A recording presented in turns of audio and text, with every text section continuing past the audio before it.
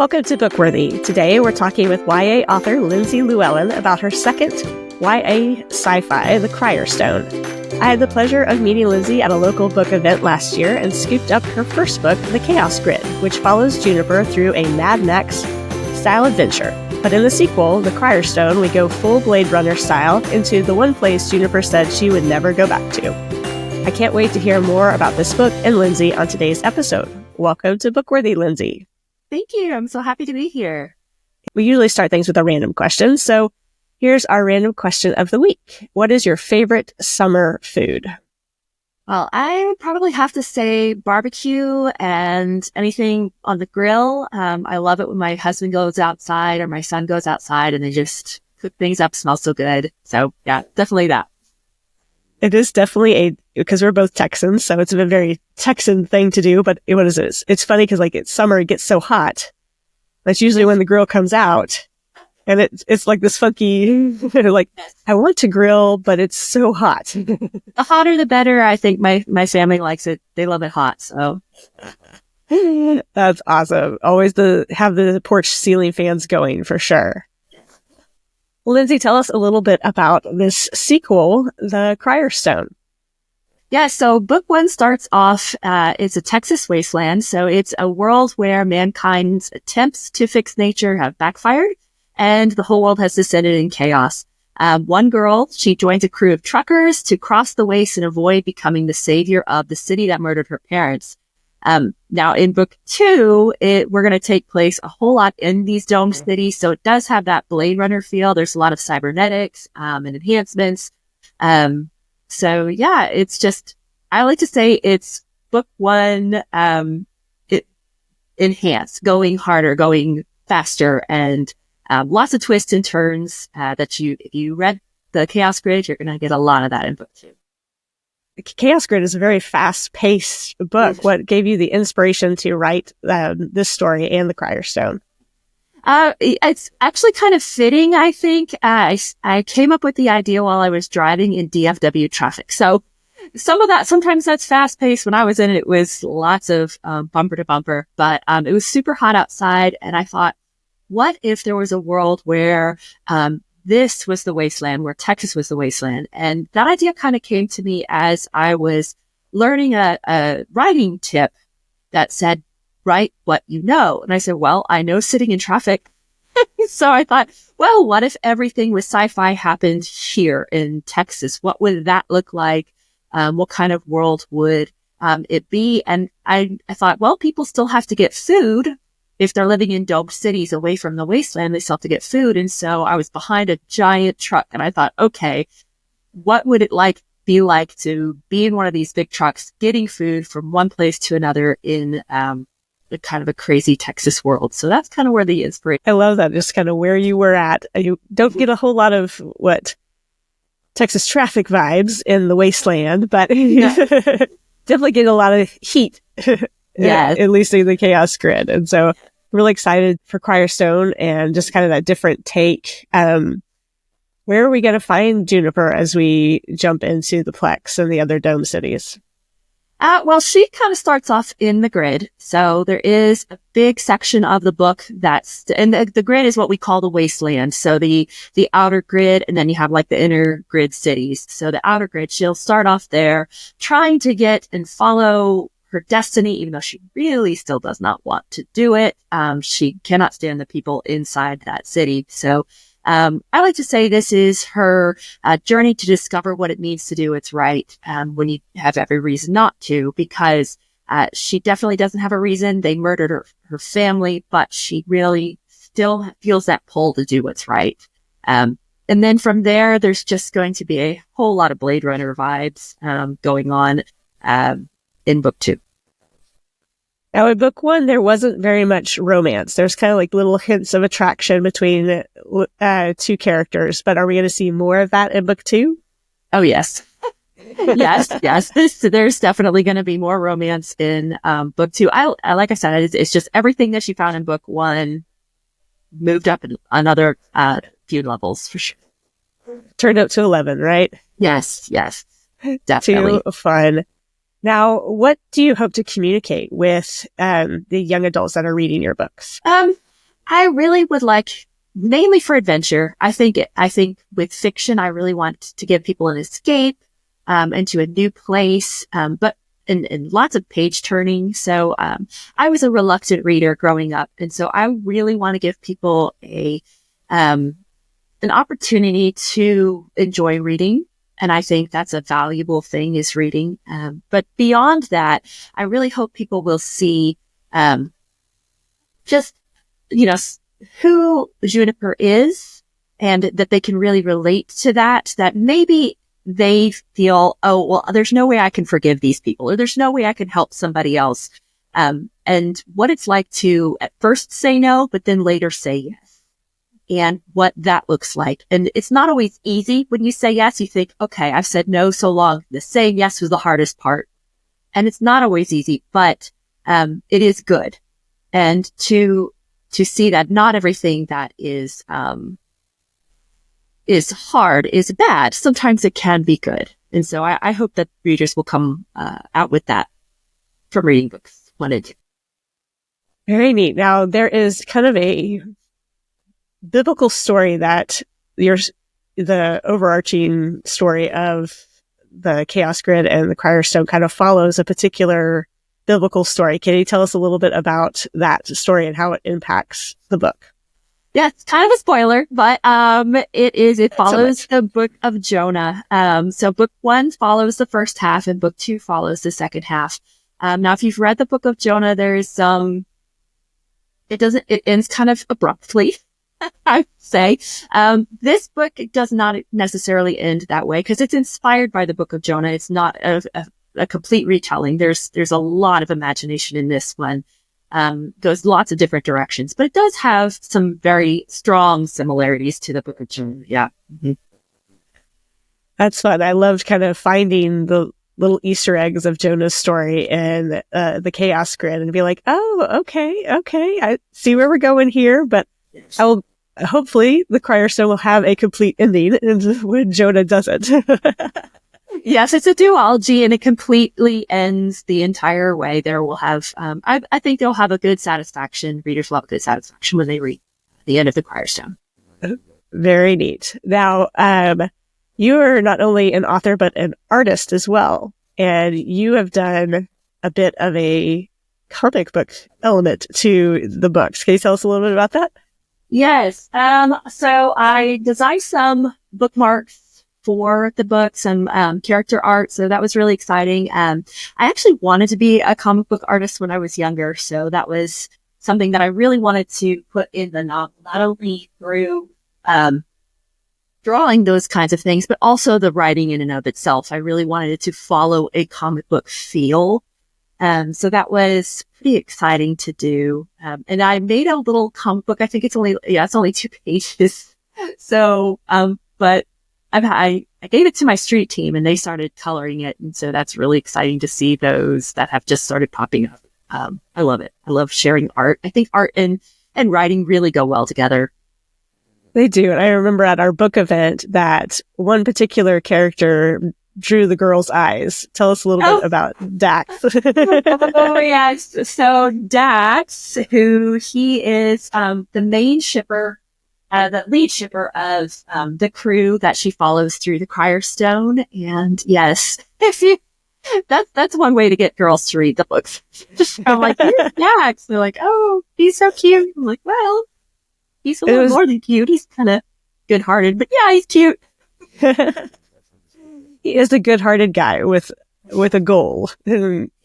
What is it? With his glasses, he's laser focused on his goals. He is, yeah.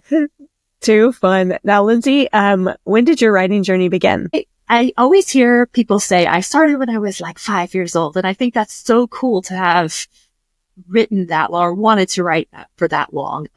I never did. I didn't even like reading until I was a late teenager. I grew up with mild dyslexia, so books did not come easy. I'd have to read the same paragraph 20 times and I still had no idea what was said. So it still takes me quite a while to read books. But when I was in my 20s, I started teaching Bible to teen girls. And when I was doing that, I thought I saw a lot of the books that they were reading. and they were very dark and they were very not uplifting at all. So it was very depressing kind of literature. And I thought, well, you know what? Maybe I can write something that is a little bit more uplifting, still adventurous, still have the romance and fun that they like, but teaches hope and teaches good things that I think they could have some good values. So I started writing, but actually it was I tried. Let me back up. I told my mom, because my mom is a romance writer, I said, you should write these kinds of books. And she said, how about you write that? So I can't write those books. But she was like, yes, you can. So I started writing and I just fell in love with it. So a lot of my books are geared towards teenagers because I really love that time of life. And I just feel a calling towards that age demographic right now. So yeah, I just love writing for games. Well, there's such a, crucible of a time in your life, just that young adult, young teen, older teen, just, I think I mentioned it with some other YA authors, is it really is, you're making a lot of decisions that are really big and important in that teen age, who you are, who you stand for, or what you stand for, what college you're going to go to, what are you not going to go to college, just what job am I going to have? Just there's all these big, big decisions that they're faced with. Yes. And a lot of it is who they are and what they believe gets lost in all of that. And I think fiction does a good job with helping them see, oh, I can make these decisions about my own heart and my own mind, because they can just get swept one way or the other, whether by friends, by music, by whatever, culture itself, and just pulled in so many different directions. And I love how there has been this increase in Christian fantasy and Christian fiction, so that kids can get both a fun, adventurous story, but also be reminded of what is true and where to find truth. So did you, when you came to the story, did you want there to be kind of a Christian element, or did you try to shy away from that? Oh, no. I didn't shy away at all. I started listening to a lot of Christian punk rock music when I was younger, in my teens and early 20s. I was actually in a Christian punk rock band, and I love writing lyrics to the Lord, and I love writing, because it's real life and it's exactly what I'm going through. And I don't want to hide it at all. It's like putting your light under a basket. I'm not interested in that at all. So, yes. While that is the case, I still don't want it to be preachy in one way where it's not the story itself. I want it to be very real. And, I think we see that in the Bible. We see people who Jesus told lots of parables that tell a truth, but as you're listening to it, you're kind of off guard going, what is this story about? What is the prodigal son going to do? Like, what is this guy going to do? His dad kicked him out. He's living with the swine. Like, what's going to happen? And then he turns it around. He tells the whole story. He says, hey, Pharisees, this is what you're like. And this is how it should be. And this is what the kingdom of God is like. And this is how God's character is. But you're so busy listening to the fictional story that you're just all caught off guard. I mean, we see that with Nathan and with David. When David commits adultery with Bathsheba, he says, Nathan comes in, he's like, hey, let me tell this story about this rich man who had a whole bunch of sheep, and this poor man who had this one sheep that he's living with. And the rich man takes his sheep and gives it to his friends for this banquet. And this poor man he lost his only sheep. And David was so outraged. And then Nathan says, you're the rich man who took the sheep. And so he's caught off guard. And then that truth that he knew he was committing adultery, he knew that. But then when he saw that truth through fiction, he goes, oh my goodness, that is me. That is my heart. And so I think that's the power that we have through fiction, is that it can reveal a truth, but you're so busy being caught off guard that you just don't see it. And then all your defenses are down, and it really penetrates the heart. And so, I think that's why I'm really passionate. I agree. There's definitely a power in, even like you said, the parables that Nathan told and Jesus told himself. It's like, God knows that we need stories. We need to be kind of wooed and moved in different directions, have our heartstrings played in order for us to connect to the head and the heart. And I think fiction does an amazing job at that. Now, what is your favorite book? Okay, you asked that question, and I thought, I have no idea. I like so many books for so many different reasons, so I made a tiny list. I love Fox and Mistress by Nadine Brandes. Those are my two favorite ones that she has written so far. I also love Calculated by Nova McBee, her whole series right there. It's fantastic. I like Skyward by Brandon Sanderson. The ending of that just blew me away. It was such a good ending. And speaking of endings, Memoria, which is by J.J. Fisher, the whole series, her Color series, the Memoria was the best. I loved that book. And then some classics, at least classics to me. It's like Hunger Games and Divergent and those kinds of books. Definitely love all those. All kind of within that genre that you enjoy and love and are writing for. So that's kind of fun to see you play in your own sandbox in a sense. Yes. Now, what's been the most impactful book in your life other than the Bible? Yes. That one would be The Scarlet Pimpernel. And the reason The Scarlet Pimpernel was so impactful is because, like I told you, I had dyslexia.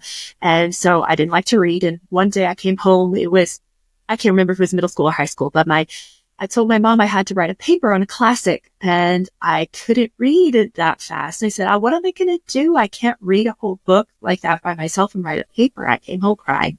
And she said, okay, let's look at your paper. She found one of the books on there. She got it for me.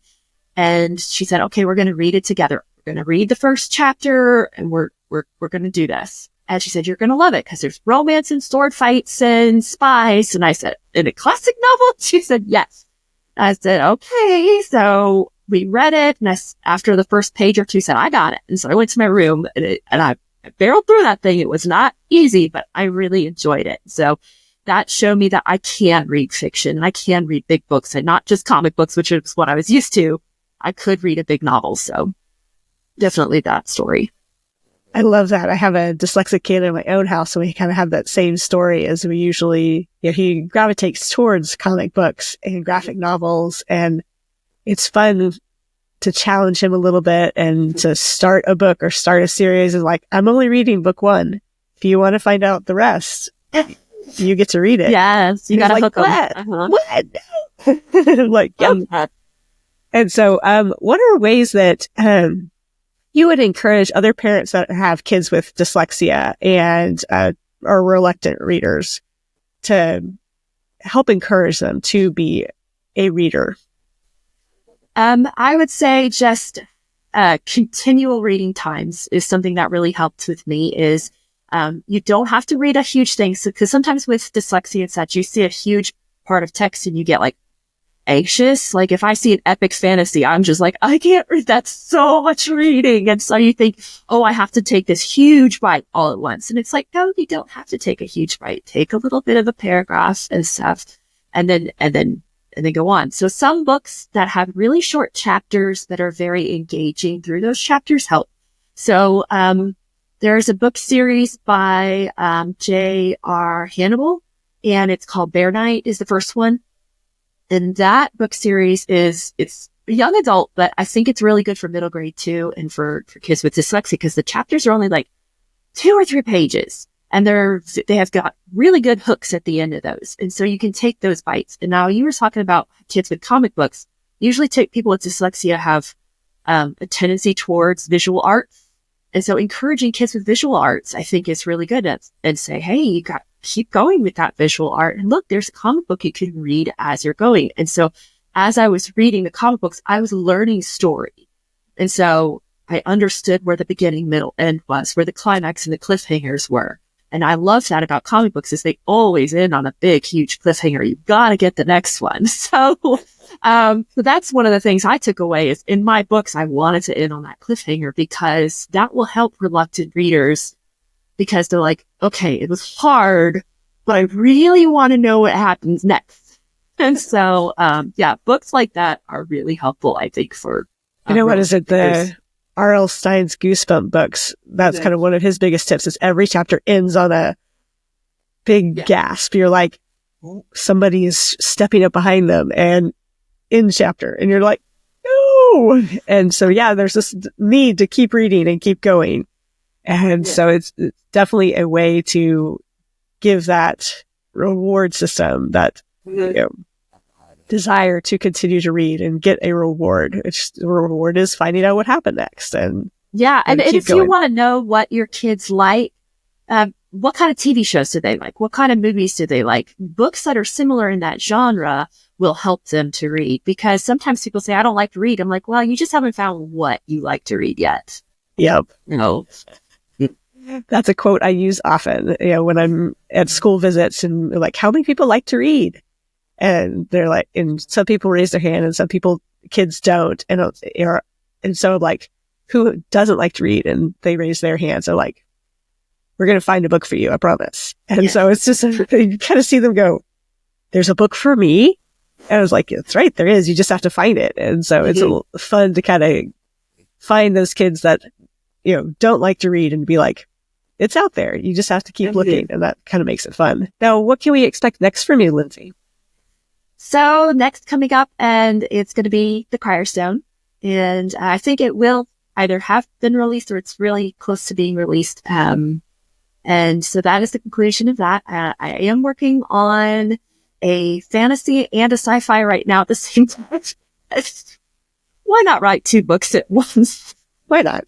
No idea what will come from that. I do have a middle grade steampunk novel that I have written, and I'm trying to get that one out. So hopefully we'll see some progress on that soon as well. Very exciting. Now, where can people find out more about you and your books? Just at my website, so LindsayLlewellen.com, and there's so many L's, and I'll try to spell it. It's Lyndsey, then LEWELLEN.com. Or you could just find me on Instagram. Either of those were fine. Too fun. You are fun to follow on Instagram. You always have some really amazing graphics and reels and stuff going on, because that artistic side seems to come out. And you also paint shoes, don't you? I have them next to me because I wondered if you'd ask me about them. So, yes, I paint on shoes, and these are ones I'm doing for the Crier Stone. I'm slowly getting them painted, just on canvas shoes. I only do about 2 a year because they take so long to do. I have, like I said, I'm writing 2 books at once, and I have my other design 2 books, job. painting, you're a parent, the farm. Yeah. Let's just add it all. It's just so much. But, yes, usually 2 a year, and I like to make them book related, so they're kind of fun to do. Too fun. I might have to get some tips. I have some ideas. Okay. Lyndsay, thank you so much for joining us today. Thank you so much for having me, Valerie. And thank you for joining Lyndsay and me on this episode of the BookWorthy podcast. Check the show notes for any books or links that we discussed, and let us know in the comments what's your favorite summertime food. Be sure to check out the BookWorthy Summer Reading Challenge and like and subscribe to discover more great books together. Happy reading!